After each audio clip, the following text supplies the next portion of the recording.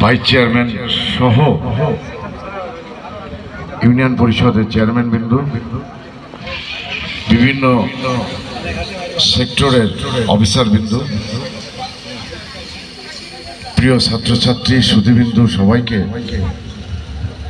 ভেড়ামারা বীরপুরবাসীর পক্ষ থেকে আবারও নববর্ষের শুভেচ্ছা জানাচ্ছি। আসলে আজকে একটা প্রস্তুতি ছিল আমার। হঠাৎ একটি কালবৈশাখী ঝড়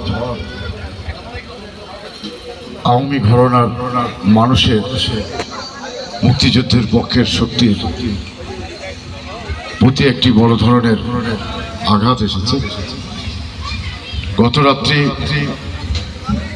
রাজাকারের পুত্র দ্বারা আওয়ামী লীগ থেকে বহিষ্কৃত নেতা আতাহার আলী নেতৃত্বে হাসিনুল্লাহ ইনুর পৃষ্ঠপোষকতায় আহমদের উপস্থিতিতে নরকীয় একটি ঘটনা ঘটিয়েছে। এক ভ্যান চালক সহ আমার পুরনো একটি কর্মীকে গুলি করে, পাখির মতো গুলি করে তারা শান্ত হয়েছে।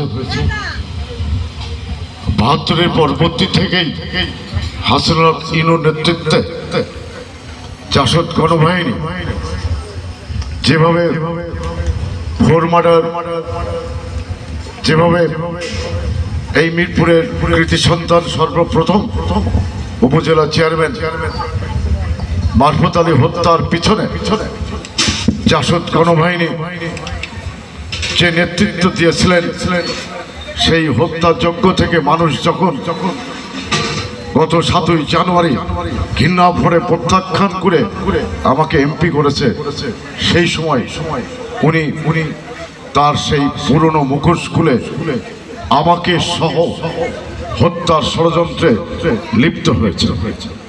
আমার কর্মীদেরকে কালকে গুলি করেছে। বাংলার মানুষ যখন অপেক্ষা করে আছে, সকাল হলেই সূর্য উদয় হলেই মানুষ যখন মুখরিত হবে এসো হে বৈশাখ বরণ করার জন্য, ঠিক তখনই রাত্রে আমাদের কাছে একটি খারাপ মেসেজ এসেছে। আমি আপনাদের মাঝে উপস্থিত হতে পারিনি, আমি আন্তরিকভাবে দুঃখিত এই উপস্থিত না হওয়ার। সাথে সাথে আপনারা ভালো থাকবেন, সুন্দর থাকবেন।